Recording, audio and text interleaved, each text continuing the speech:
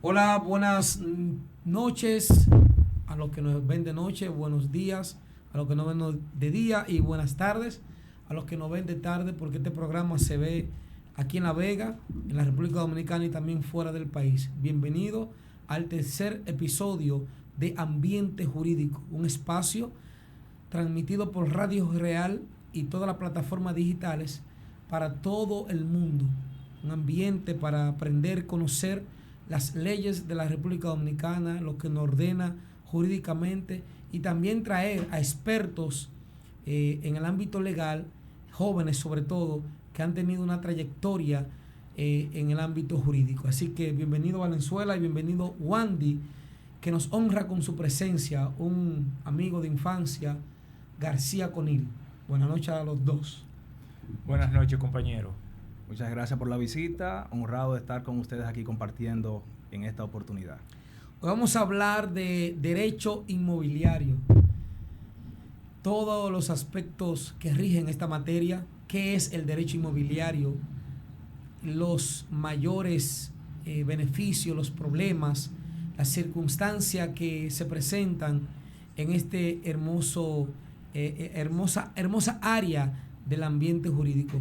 Pero antes de nosotros entrar lo que es en la materia directamente, siempre queremos conocer de dónde viene nuestro invitado, quién es, quiénes son sus familiares, dónde estudió, cómo se formó, si es de La Vega, etcétera. Así que Wandy, yo sé, y casi todas las personas que nos circunscriben aquí en la emisora, dan un código, y es que vienen de Villa Francisca casi todos, los invitados, los trabajadores, los que decoran, todo el mundo es de por ahí. Entonces Villa Francisca está bateando aquí en Radio Real, y Wandy, tú sabes que Radio Real antes disculpa, era solamente análogo, pero ahora es digital, se ve en la plataforma, se escucha en la web, y este programa es un programazo que yo sé que hasta los Boy Scouts de nuestra infancia lo van a ver. Así que, Wandy, los micrófonos son tuyos. ¿Dónde tú naces? ¿Dónde te criaste? Tus inicios. Como ustedes saben, nos conocemos de hace ya un buen tiempecito. Soy nativo de la ciudad de La Vega. Realmente he residido desde, vamos a decir, desde las zonas de San Antonio, Villa Francisca. Vengo de un grupo, de una familia humilde, una familia, vamos a decir, de tipo regular, que siempre nos inculcó el tema de lo que es el trabajo, el estudio, la preparación, con el objetivo de que siempre hay que ir superándose. El ser humano es un ente evolutivo y la evolución tiene que ser siempre positiva. Y tú te criaste en la mayor tiempo en Villa Francisca, ¿verdad? Sí, realmente a partir ya de, vamos a decir, del bachillerato, nos mudamos a Villa Francisca. De ahí hice el bachillerato completo, parte de la universidad, hasta que luego nos mudamos donde residen mis padres actualmente, que es en el barrio Inco. Listen, entonces se podría decir que sus primeros años de vida vienen de San Antonio. Sí, porque en esa zona, San Antonio, viví un tiempecito en la Balilo Gómez, porque los padres míos vivieron ahí un tiempo, la familia también tenemos familia todavía ahí, y es decir que más o menos de ese perímetro. ¿Y a qué se dedicaban sus padres en aquella época? Mi madre ama de casa, mi padre siempre se ha dedicado al tema automotriz, o sea, la reparación de vehículos. ¿Él es mecánico? Desabollador. Desabollador. Y es que viene tu hermano que tiene un taller de automotriz, lo más duro de aquí de La Vega. Exacto. ¿Y cómo cae usted? Porque vamos a llegar ahí, sí, de nacer en una familia en donde su madre es ama de casa, su padre es desabollador, su hermano desabollador, y usted no elige esos mismos caminos. El tema es que, si bien es cierto de que tenemos vamos a decir, esas raíces, no menos cierto es que mi familia siempre ha sido una familia pujante. Realmente todos son profesionales, mis hermanos. El que tiene el taller de desabolladura, como dice Adriel, un taller bien posicionado, gracias a Dios, y al apoyo de la población, vamos a decir. Él es contador, el otro hermano mío es agrimensor, la otra hermana es abogada, y así más o menos ese es el perfil familiar que tenemos. Y pero, Wandy, cuando hay una parte ahí de nuestra niñez, adolescencia, que yo la recuerdo bien porque nosotros duramos mucho tiempo en lo que es el movimiento Boy Scout. Y eso, Correcto. ese movimiento Boy Scout, porque los factores familiares del por qué hoy nosotros somos profesionales y quizás no somos bebedores, atracadores, ladrones, lo que sea, también es un contexto de nuestra familia y donde el entorno donde nosotros nos movimos también. Mira qué sucede. Por ejemplo, en el caso particular mío y de mis hermanos, mi madre, me recuerdo como ahora, que todas las tardes luego de clases teníamos que ir a Bellas Artes. Ella nos llevaba todas las tardes, Bellas Artes, artes manuales, diferentes actividades que de una u otra manera iban a ir puliendo lo que era una personalidad de progreso, de desarrollo, de sapiencia. Del mismo modo también participando en algunas actividades como judo, basquetbol. Y eso era toda la tarde, eso era una rutina. Nuestra madre andaba la vega entera porque antes era a pie, Claro. con nosotros de mano, para Bellas Artes, con el otro para artes manuales, y así sucesivamente. Entonces, ¿qué pasa también? Tuve una influencia muy marcada de mi abuelo materno, Plinio Conil, que ya falleció. Él era una persona muy, muy correcta, muy formal. Vivió en Villa Francisca. Sí, la casa de ellos todavía está ahí. Y era una persona que uno iba a la barbería y tenía que ir a mostrarle la pelada que uno se había hecho. A ese nivel. O sea, una persona que tú no podías andar en franelilla. Tradicional. Porque eso era de una vez, no, los hombres no andan así. Entonces, más o menos esa es la línea familiar. Mi papá sí era un poquito más abierto, más chabacano, pero en la casa había ese equilibrio. O sea, mi padre y mi madre un poco más mano dura. Yo creo que cuando llega el bachillerato, Liceo, don Pepe Álvarez. sí, yo Sí, sé, los liceo, recuerdos sí, del sí, liceo, sí. Tiene que hablar del liceo primero, Sí. porque la gente, nosotros no estudiamos en colegio. No. Es decir, no es que es malo o bueno, No, es no. que... Yo estudié en principio en la Padre de la Marcha y luego en el Don Pepe Álvarez y luego de ahí en la universidad en Jucatesi. ¿Tú estabas en el D? ¿Tú estabas en el D o B, lo B? en el B, En lo en B el con B. Riley, Castro. Con Riley, y ese- Castro, correcto. Bien, Cuando ok. llega tu etapa de tú estar en el bachillerato, se supone que ya tu madre le ha dado a ustedes un poco más de libertad. Sí, sí. En esa etapa de esos 4 años, ¿pudiste tener fijo la carrera que tú ibas a estudiar o tu mentalidad estaba enfocada en el trabajo familiar, dígase el taller de la familia? No, realmente si te digo que yo fui muy presente en el tema del negocio, te hablaría mentira. O sea, yo sí iba, pero iba con cierta libertad, porque la prioridad siempre era estudiar. O sea, Formarte. Correcto, era la formación. Yo iba, por ejemplo, cuando tenía chance, iba, si no podía no iba, pero siempre era por un tema de educación o tenía algunos compromisos de tarea. Con el mismo tema de los Boy Scouts, siempre ese espacio estaba. Y es decir, que siempre se priorizó el tema de la educación. Del bachillerato, ahí cuando nosotros terminamos, recuerdo yo que terminamos en septiembre del 2000. Nosotros los tres somos de la misma promoción del Liceo Don Pepe Álvarez. Ahí, en el 2000, ¿cuándo tú das el paso entonces ya a ir a la universidad, a UCATESI, a estudiar Derecho? ¿Y quién te motivó? Mira qué pasa. Realmente yo no entro en el primer semestre, cuatrimestre. Que ya era en el 2001, porque nosotros terminamos. Porque, o sea, en el primero no entré porque, vamos a tomar un chancecito. Pero entro sí en el 2001, no en el primer cuatrimestre. En el segundo cuatrimestre. En el segundo entro. Realmente me gustaba el derecho desde el punto de vista subconsciente, porque realmente, y valga la redundancia, fui a matricularme en ingeniería civil. O sea, todo era en mi casa, Wandy iba a estudiar ingeniería civil. ¿Qué sucede? Que llego a hacer inscribirme Y cuando estoy en la fila, llega mi turno, me preguntan ¿a qué carrera? Y yo dije derecho. Y gracias a Dios me matriculé y en esa carrera me gradué. Explícame ese cambio, porque es que si tú tenías muy marcado ingeniería civil, tu familia, ingeniero civil, en la fila, ¿cómo se te olvida la ingeniería civil y decide por el derecho? Mira qué pasa. Explícame eso. Lo que sucede es que nosotros cometemos unos errores garrafales. En ese momento se hablaba y todavía se habla de que hay muchos abogados, que el derecho es muy conflictivo, que el derecho no deja, que hay tanta gente que el pan no da para tantos. Entonces, eso se lo van sembrando a uno. Sí. Entonces, para esa fecha, si tú analizas, estamos hablando en el 2000, 2001, para ese tiempo, la ingeniería estaba en boga. Si estudié ingeniería, era una carrera de peso. Te daba cierto background.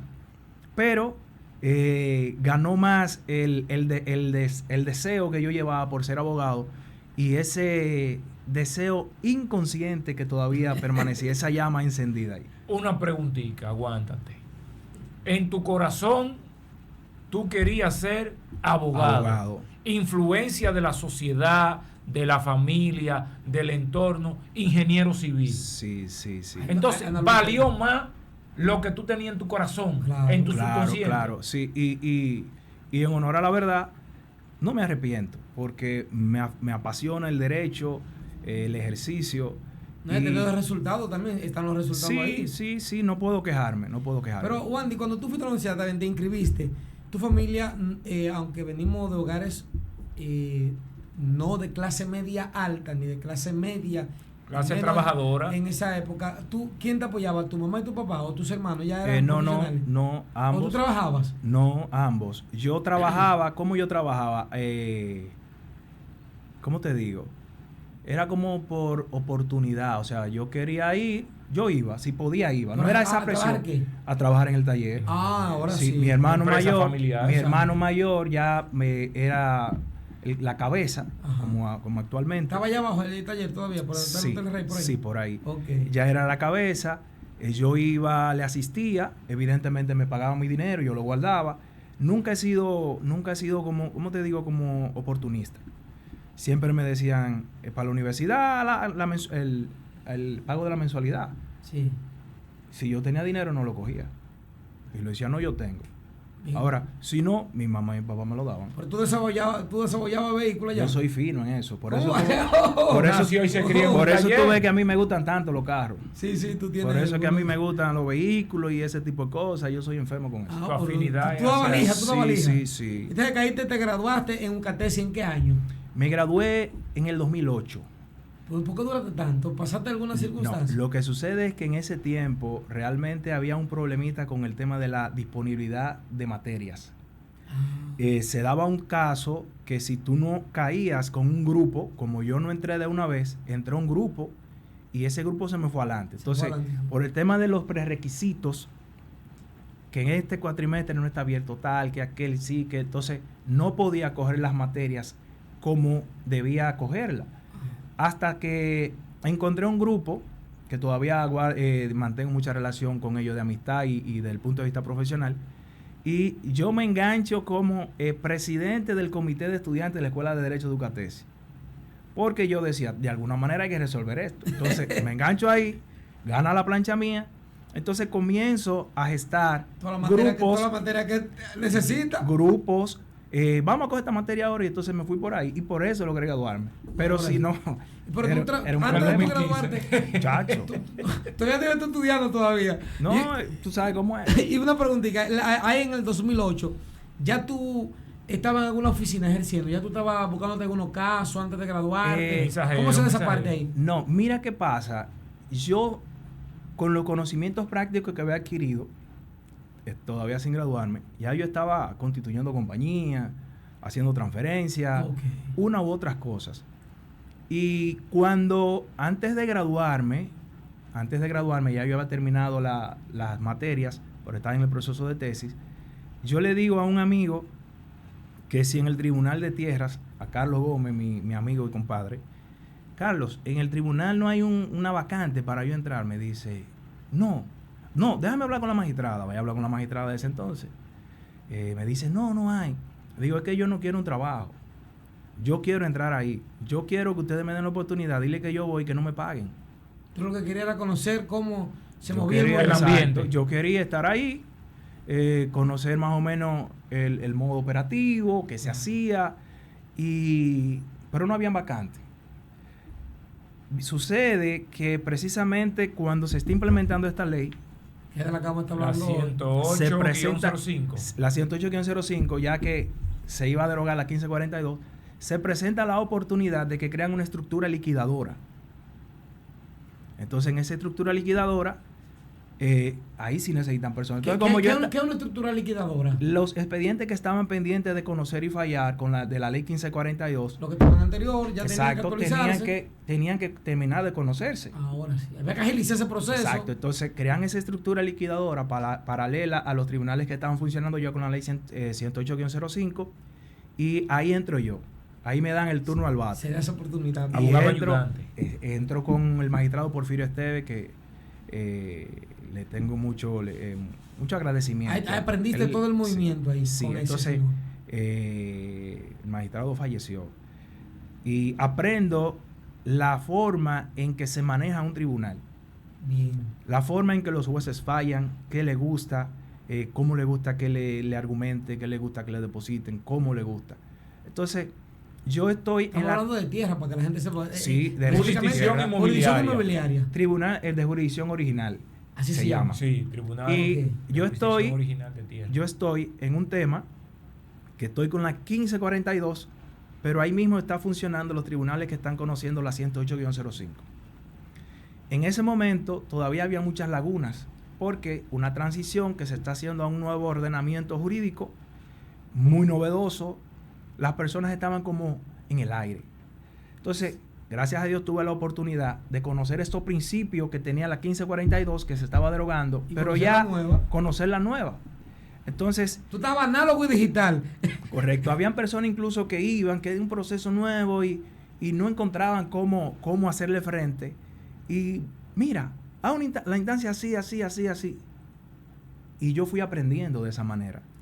Entonces, no duré tanto, porque soy una persona inquieta, o sea, como que no puedo estar inerte. Y le hice a la Suprema un aproximado de, yo creo que ni un año. No le hice ni un año cuando le ofrecen a un amigo mío, un compañero, le ofrecen una oficina de abogado, en la oficina de René Omar García Jiménez, que es hasta familia mía. Le ofrecen trabajar, pero él como que está tímido y no se anima. Y le dice, Wandy lo coge. Y van y me dicen a mí. Digo, sí. Dice, mira, te vamos a pagar tanto, te da esto, menos que lo que ganaba el tribunal.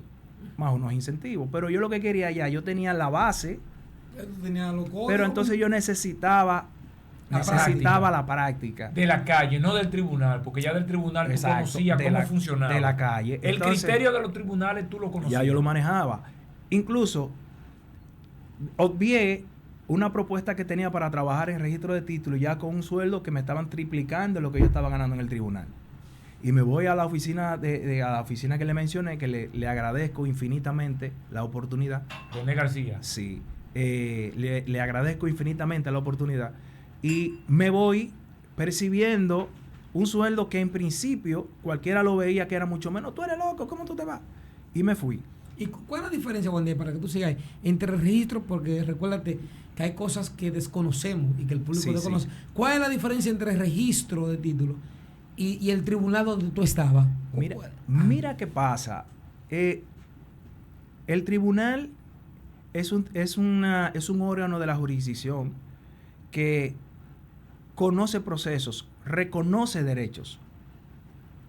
Cuando hablamos que reconoce derechos, es que tú vas rogando derecho al tribunal y el juez te dice, ¿te corresponde o no te corresponde? O sea, reconoce derechos, asigna derechos. Sin embargo, registro de títulos es un órgano de ejecución.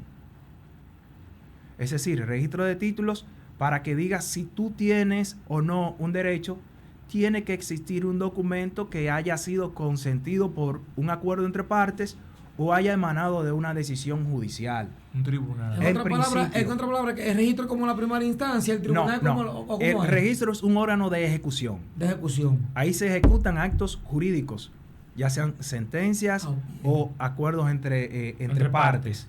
Okay. El tribunal, como te decía, es donde se reconocen derechos. Bien. Entonces tú el registro viene ratificando los acuerdos que tú y yo hacemos y lo que el tribunal ordena. Eso viene así ya registro. Entonces aquí el tribunal, ¿cómo se llama aquí en La Vega? Tribunal de Jurisdicción Original. Bien. El tribunal es el tribunal donde tú trabajabas, ¿verdad? Sí. Ahí era que tú trabajabas. Saliste a la oficina. Me voy a la oficina. Y entonces ahí comenzaste a registro. No, porque yo no lo cogí. El trabajo, ok. Tú lo rechazaste. Yo lo rechacé y me fui a la oficina. Porque él vio el mundo fuera de la calle. Claro, entonces, ¿qué pasa? Como ya yo había adquirido los conocimientos, vamos a decir, básicos en materia inmobiliaria, me dan la oportunidad de entrar a esa oficina, que para mí es una oficina excelente, y René me confía un sinnúmero de expedientes en materia de tierras y me lo pone a cargo. Entonces ahí yo comienzo ya presencia en los tribunales. El primer expediente que tuve, me recuerdo como ahora, era un expediente un expediente un tanto conflictivo. ¿Era litigioso? Sí. Los primeros expedientes que tuve cuando salí ya eran litigiosos. ¿Pero tú te recuerdas más o menos el caso que era? ¿Qué era más o menos? Sí. Era una finca, una de las mejores fincas que tiene la provincia de La Vega. Está en la autopista Duarte, que me reservo cuál es. No tiene que decir quién era. Y recuerdo como ahora que voy a un tribunal, no el que yo trabajaba, a un tribunal, la magistrada sabía que yo ejercía, y me hizo un reconocimiento que me dejó sin palabras. O sea, es un decir, no es para por jactancia, sino que a veces los esfuerzos valen la pena. Y cuando termino la audiencia, la primera audiencia litigiosa que yo había subido en mi vida, pasa la audiencia y ella dice que me hizo un elogio, no voy a decirlo textualmente, pero realmente reconoció que aparentemente lo hice bien, y de ahí seguí y conocí muchos expedientes de cierta envergadura. Todavía seguimos en eso, y aquí estamos. Pero esos procesos que se daban hacia el principio, tú no eras experto, tú eras experto en la parte teórica, pero en la parte práctica, entonces ¿quién te ayudaba? Porque tú tenías que necesitar algo. Él tenía una base. Lo que pasa, oye, ¿qué pasa? Él trabajaba, y él había trabajado con muchos expedientes. Yo subí a audiencia. Cuando estuvo como secretario. Claro, en jurisdicción inmobiliaria, cuando estuvo en la otra institución, y luego ya cuando esté en el privado. Mira, si tú vas a un pleito, a una pelea de boxeo, tú no eres boxeador. Pero si tú estás fuera del ring y tú estás viendo dos personas peleando, tú te vas a dar cuenta cuando uno conecta y cuando otro no. Entonces, una de las mejores experiencias que puede tener un estudiante es entrar a un tribunal. Porque ahí puede ver, siempre hay dos caras de la moneda. Dos posiciones. Entonces, tú puedes evaluar por dónde va la certeza, quién está atinando, quién tiene la razón, quién se maneja. Entonces tú ahí, si tú tienes un poco de habilidad, tú vas viendo qué da resultado y qué no. Entonces, si tú lo haces tú y esa experiencia, evidentemente que tú algo tienes que aprender, si no eres cabezudo. Juan, entonces, hablando ya de derecho propio inmobiliario, el tema que elegiste es cómo incide, o el que elegimos para este episodio de ambiente jurídico, es sobre cómo incide el derecho inmobiliario en la República Dominicana. Pero, ¿cuándo nace el derecho de adquirir, por ejemplo, un terreno en la República Dominicana? Pero no que vamos a irnos a la era de Colón, pero más o menos manejan la información. Mira, para de manera breve te voy a hacer un ejercicio y me voy a ir a la era de Colón. Ok. Con el choque entre culturas. Con el permiso de ustedes. Mire qué pasa. Edifícanos. Realmente el derecho de propiedad en la República Dominicana tenemos que tener en consideración que no siempre hemos sido República Dominicana. Cuando llegan los españoles, se puede decir que no existía un derecho de propiedad tal y como lo conocemos en la actualidad. O sea, derecho de propiedad particular. ya habían personas, aquí habían habitantes, y ellos tenían un régimen que era el régimen que ellos utilizaban para poder convivir en sociedad. Y la propiedad era colectiva, era por tribu. Es decir, no existía el derecho de propiedad particular, sino que era colectivo.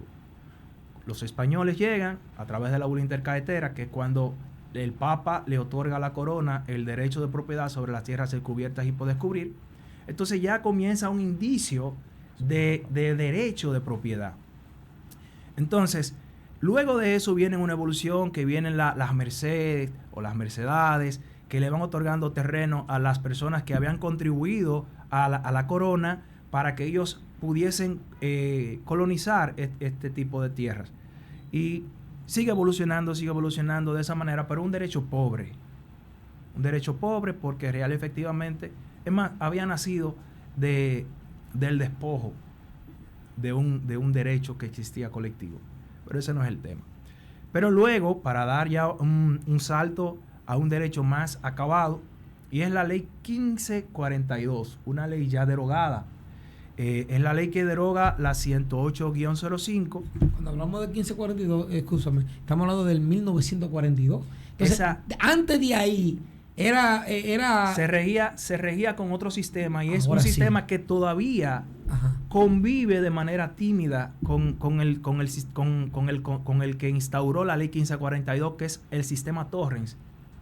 Lo que existía anteriormente era el sistema ministerial, que lo encontramos día a día en el Código Civil. ¿Cómo llega el sistema Torrens a República Dominicana? El sistema Torrens fue influenciado, o sea, quien crea el sistema Torrens, el inventor, fue Sir Robert Torrens. ¿Cómo llega a República Dominicana? Un francés. No, la incidencia norteamericana. Con la invasión. La incidencia norteamericana trae el sistema. Claro. Okay. Con la incidencia en la invasión. Él no era americano, pero era un sistema, si no me equivoco, era australiano. Que vino con la invasión. Entonces, de 1916. Ya ese sistema estaba dando resultados, y en ese momento es que entra esa influencia y se gesta esa ley. Una ley que duró hasta el 2007. ¿Por qué duró hasta el 2007? Porque era una ley que, si bien es cierto, tenía sus bondades, muchísimas bondades, porque creó un sistema inmobiliario, de registro inmobiliario, que tenía principios de especialidad, de individualidad, o sea, permeaba el derecho de propiedad de ciertas garantías y publicidad que robustecían el mismo. Pero esa ley no fue aplicada con todos los periquitos. Por ejemplo, se establecía el tema de que cuando expedían una constancia anotada, era porque un certificado de título, fruto de un proceso de saneamiento, emitían un certificado de título de una parcela completa, vendían de manera parcial, se expedía una constancia anotada. Pero la ley mandaba a que tú tenías que individualizar esa constancia de nuevo. No lo hacían, porque ya yo tengo mi título. Entonces, se expidieron un sinnúmero de constancias anotadas que estaban en el aire incluso. Por ejemplo, yo hacía una urbanización que tenía 100,000 metros en constancia, en solares tenía, vamos a suponer, un 70%, de calles tenía cerca de un 20%, y el 20% de las calles siempre se quedaba en constancias anotadas. ¿Qué hacían algunas personas habilidosas? Que iban a una entidad de intermediación financiera con ese resto que correspondía a calle y lo ponían en garantía. Tomaban un crédito hipotecario, y cuando iban a ejecutar, la calle. Oh, sorpresa, las calles. Entonces, ese tipo de situaciones crearon muchos malsabores a entidades financieras, a inversionistas incluso, que venían, por ejemplo, de Estados Unidos, de México, de España, como hay muchos inversionistas en las zonas costeras en materia de hotelería, y compraban derechos. Y muchos de esos derechos a veces no se correspondían con la posesión. Es decir, que no guardaba esa exactitud. Entonces, precisamente vuelve aquí la intervención, la influencia norteamericana, y empieza a presionar. ¿Con qué finalidad Estados Unidos o esa influencia americana empieza a presionar? Mira qué pasa. Si ustedes hacen un poco de memoria, y todavía se vive a diario, en las zonas, por ejemplo, de Puerto Plata, Samaná, las costas, Punta Cana, que son zonas de un alto valor desde el punto de vista de las propiedades inmobiliarias, se presentaron un sinnúmero de situaciones que personas, por ejemplo, inversionistas, hoteles, le notificaban un proceso de desalojo. Y cuando venía a ver, oh sorpresa, una persona que tiene una constancia anotada. ¿Qué es una constancia anotada? Porque recuérdate que hay personas que están escuchando el programa y no saben nada. Mira, ¿Qué es una constancia anotada? Una constancia anotada no es más que una certificación. Es decir, un documento que dice que tú tienes dentro de una parcela X un derecho, pero no te individualiza el derecho y te dice ese derecho está aquí. No hay tantos metros, no está Exacto. aquí, no está allá. Entonces, eso crea incertidumbre jurídica. ¿Hay mucha constancia anotada todavía? Sí, todavía se han eliminado muchísimas, pero todavía quedan muchas. Una pregunta. Dentro de ese mundo de constancia anotada, hablemos del saneamiento y del deslinde. Pero termina con la constancia anotada. Mira, esa constancia anotada, para volver al tema de la incertidumbre. Hablaba de Puerto Plata. Exacto. Generaba incertidumbre, valga la redundancia, porque personas que tenían inversiones millonarias, miles de millones de pesos, en un complejo hotelero, por ejemplo, y vamos a suponer que se descuidaron y no habían deslindado. O el proyecto contemplaba que tenían un certificado de título, pero tenían el complejo hotelero y estaban vendiendo villas. Quizás es un ejemplo que estoy poniendo. Decían, bueno, como ya vendimos 20,000 metros por allí para esa villa, vamos a rebajársela de la constancia anotada para más rápido. Entonces, ese certificado de título se convertía en constancia anotada, un resto. Y expedían otra constancia.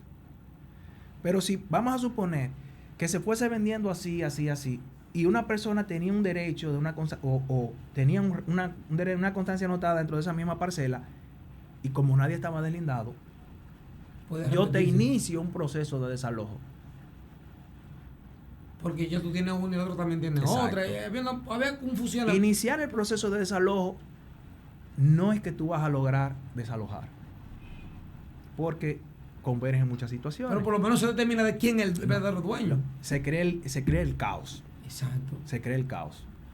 Entonces, poniendo un ejemplo medio ciflado. Se crea el caos y tú comienzas, le notificas y el desorden y el mal sabor a ese inversionista, y ahí entonces comienza a percibir una incertidumbre de su derecho de propiedad. Entonces, ¿qué pasa? No estaba cuando lo acordaron, lo que te voy a decir, pero algunas personas muy cercanas al tema de decisiones estatales y cosas así, me dicen, no lo puedo afirmar, tiene su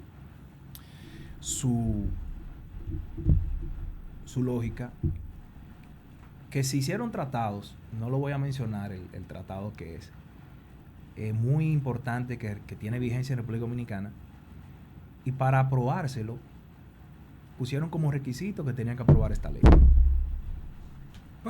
Mira, ambiente jurídico en esta ocasión, yo creo, porque el derecho tiene muchas áreas, pero dentro de las áreas tiene como muchas ramificaciones, porque sobre todo el derecho inmobiliario tiene muchísimos temas, pero como vamos a tener una segunda parte de este programa para que el público salga edificado, hay 4 momentos que yo quiero especificar antes de terminar.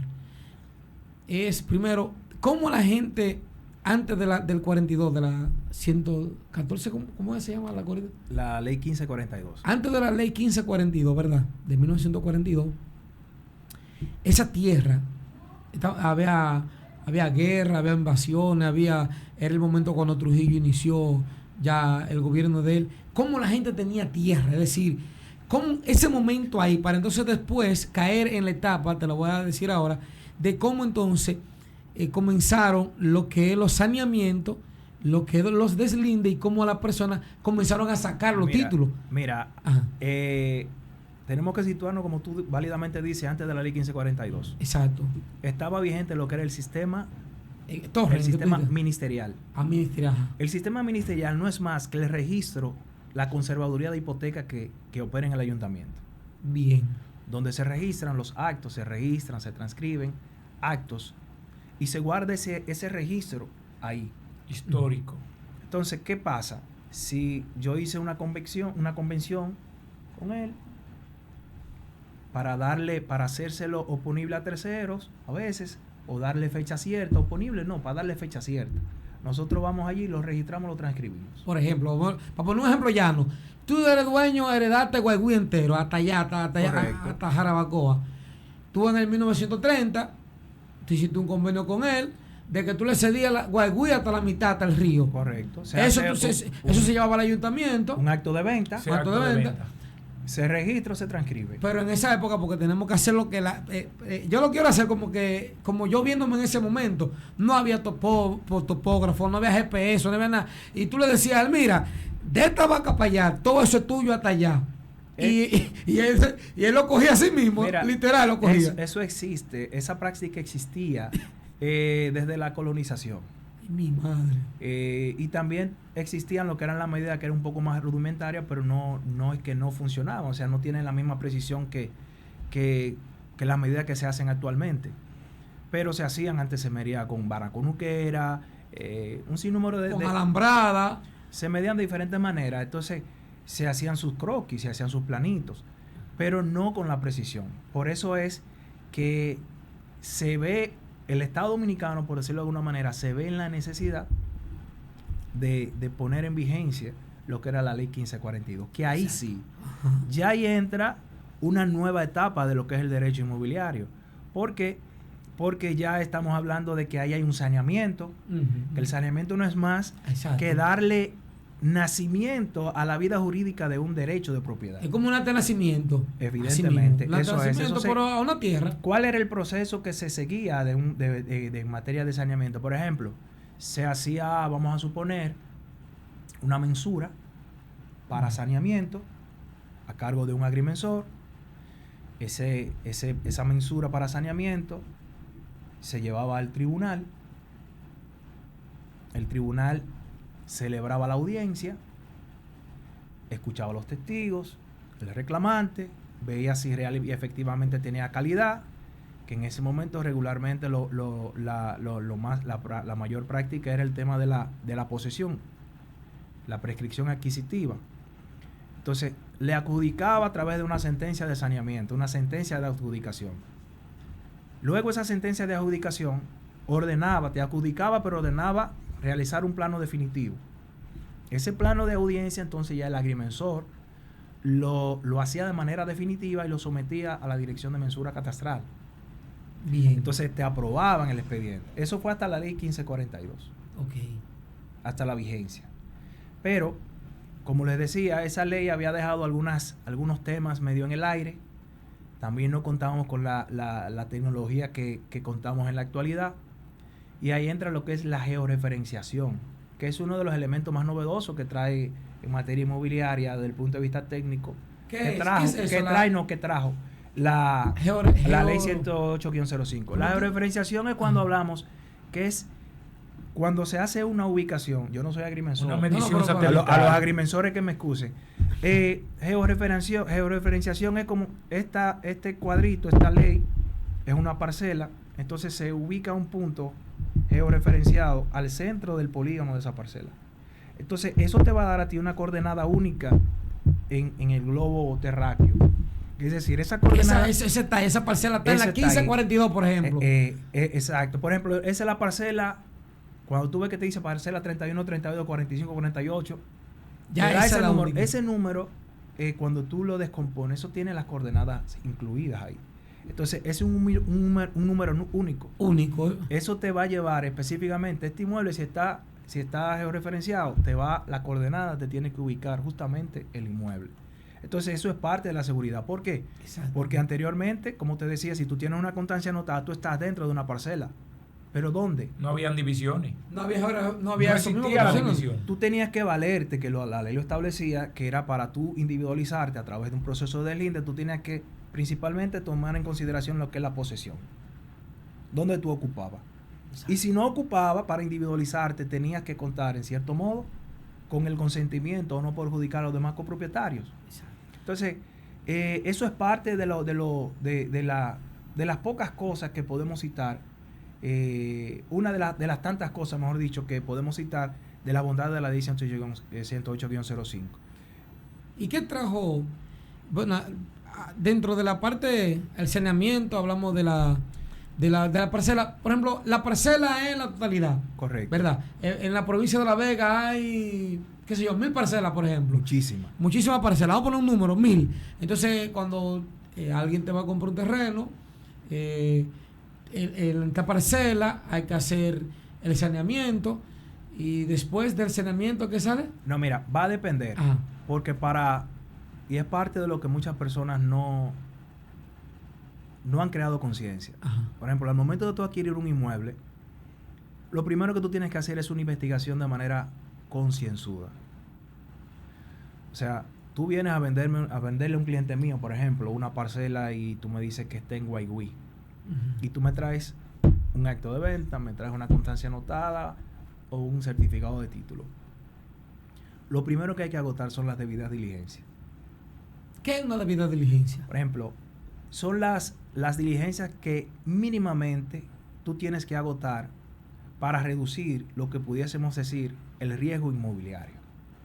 Ponga algún ejemplo. Por ejemplo, si tú estás comprando vamos a suponer, la parcela 100 de X distrito, sí, y tú estás comprando con una constancia anotada, evidentemente tú puedes solicitar una certificación de esa constancia anotada, y la constancia anotada, cuando te den la certificación, va a decir que está libre de cargas y gravámenes. ¿Dónde se solicita la certificación? En el registro de títulos. Bien. Entonces te va a decir está libre de cargas y gravámenes, y tú dices, bueno, el derecho está bien, o sea, no hay nadie inscrito. Perfecto, la compraste, pero quizás te mostraron un predio. Mira, Adriel, esa es la porción que yo te estoy vendiendo. Y tú vas muy bien, mi derecho. Tú dices, yo tengo mi constancia, esto está registrado y no tiene cargas. Tú tienes un papel. Tú tienes un documento. Ahora bien, ¿cómo tú identificas que esa es la porción tuya? Ahí entra entonces. Entonces, tú tienes que valerte de un equipo, por ejemplo, un agrimensor, Aparte que técnica, te haga un levantamiento preliminar. Dígase, un levantamiento tendente a ubicación y comprobación de área. Que por lo menos tú lo que vas a demostrar que esa constancia, que esa ocupación es lo que te está dando ahí dentro de esa parcela, pero todavía está el riesgo que no esté individualizada. Esa es otra situación. Que tú aparte, puedes ver, está dentro de la parcela, pero quizás esa Otra porción etapa. la ocupa otra persona. Entonces tú ahí tienes que hacer un sinnúmero de investigaciones con los colindantes, quién es el dueño, para determinar eso. Perteneció a fulano, el que Ahora te lo vendió. bien, si tú te fijas, es un proceso un poquito medio engorroso. Sin embargo, estamos partiendo que es con constancias anotadas. Reiteramos, las constancias anotadas nacen con la 1542 ya derogada, pero quedan todavía esos remanentes. Ahora bien, si yo te estoy vendiendo la misma porción de terreno, pero está amparada en un certificado de títulos no georreferenciado, o sea, que nació con la ley 1542, tú dices, bueno, si es este título y cae ahí, supuestamente es esa parcela, tengo la totalidad, no puede haber otra gente con un derecho ahí, evidentemente. Pero se puede dar la situación de que esa parcela, como se midió con ciertos elementos que quizás no eran muy certeros, tú puedes quizás errar un desplazamiento o cualquier otra situación técnica. Pero además de eso, como esas parcelas, algunas no estaban cargadas en el sistema, se puede dar el caso de que otra persona actualizó una mensura o hizo un saneamiento y se te solapó. Entonces siempre hay que investigar. Ahora bien, cuando es georreferenciado, es decir, que es un certificado de título que ha nacido a la luz de la ley 108-05, ya las consideraciones técnicas de individualidad, de especialidad, de precisión georreferencial, tiene más requisitos. Entonces, ¿qué hace eso? Te reduce el riesgo de perder pero no obstante, también tú tienes que agotar tus debidas diligencias. como quieras. Estoy comprando un certificado de título definitivo, una parcela georreferenciada. Sí, muy bien. Pero hay que tomar en cuenta que hay posibilidad de que ese certificado de título haya nacido en los primeros meses o en el primer año de la implementación de la ley 108.05. ¿Qué pasa? Que como se estaba implementando el tema de la georreferenciación, los GPS, había muchas personas que todavía no lo manejaban muy bien o no habían adquirido equipos que redujeran de manera significativa el margen de error. Entonces lo hacían con un navegador. Entonces el navegador te arroja un margen de error mucho más grande que una estación, vamos a suponer que una cabeza de un GPS, que una cabeza de un GPS. O sea, te reduce el margen. Entonces, si tú lo hiciste con un navegador y yo voy a hacerlo ya con más precisión, con un equipo más moderno, más de actualidad, que tiene más exactitud, cuando tú vienes a ver, tú tienes un desplazamiento. Yo haciéndolo bien, estoy afectándolo. ¿Qué es un desplazamiento en términos de desplazamiento? Es que, por ejemplo, estamos en este edificio, sí, tenemos lo que es la posesión materializada con pared de bloques, y tú sabes que eso está ahí. Tú no te estás metiendo a la propiedad del lado. Bien. Eso es de manera física. Y de manera planimétrica tiene que ser igual. Entonces, ¿cómo es posible que si físicamente tú no estás desplazado hacia el lado en un plano, cuando tú haces así, tiene un plano georreferenciado y tú lo cargas a incluso a la cartografía? ¿Cómo es posible que tú vas a tener un desplazamiento? O sea, esa pared va a estar metida a la mitad de ese solar. Hay un desplazamiento. Entonces, ¿qué pasa? Yo estoy invadiendo un terreno ajeno. Exacto. Ahí viene entonces la litis. Es virtual. Ok. Se ve virtual, es obvio, pero es real. Es teórico desde el punto de vista material, pero el punto de vista legal tú lo estás afectando. Pero párate, ahí surge precisamente una contestación, una litis. Ahí está. Porque muchas veces que la gente no sabe tampoco, muchas veces no lo sabe. Por eso, porque puede ser un error de manera no malintencionada, por eso es lo que te digo. Un error X. Entonces, todas esas situaciones, pero la misma ley crea los mecanismos para tú subsanar de manera amigable esa situación. Y si tú eres de los cabezú que te gusta vivir en los tribunales, corriendo lucha, quizás tú vas a querer resolverlo a través de una litis. Pero y estas son las resoluciones porque la ley entra un poco cruda, pero luego de ahí se han emitido varias resoluciones. Por ejemplo, la regularización parcelaria y el deslinde, que es una resolución que ahí mismo, con esa figura, te permite a ti actualizar esa mensura que está un poco desplazada y tú la puedes ajustar. Y por ejemplo, escúchame, por ejemplo, ahí que dice la resolución que él no puede estar a tantos metros de la calzada, del vecino, del colindante. Mira, ahí es que vienen todas esas cosas. Esa parte no. ¿O no? Esa parte nosotros la podemos encontrar en lo que son las leyes de planeamiento urbano, que son las que rigen el tema de los ayuntamientos y las construcciones, bien. Que es una ley que, si bien es cierto que vamos a decir que es especial porque regula el tema del ornato y el ordenamiento, urbanización y el ornato público y ese tipo de situaciones, no menos cierto es que de una u otra manera se desmembra de la misma ley de tierra. Sí, sale de ahí. Marco, antes de terminar, ya la última pregunta mía, y es para el segundo episodio que vamos a tener. Yo quiero que hablemos, porque conozco un cliente, amigo mío de Estados Unidos, que la mamá de él compró un apartamento aquí en Planos.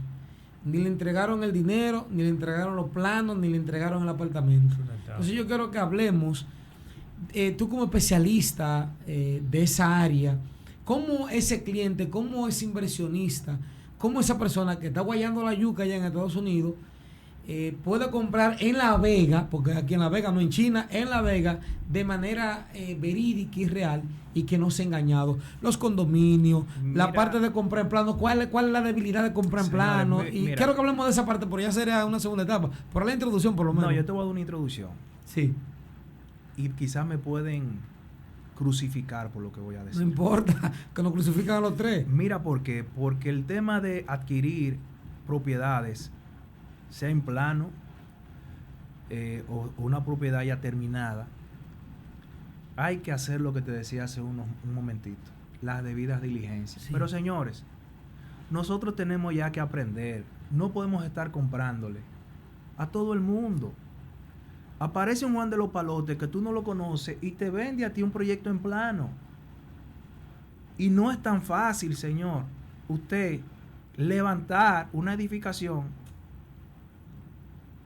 sin usted tener detrás un background o un respaldo económico o financiero.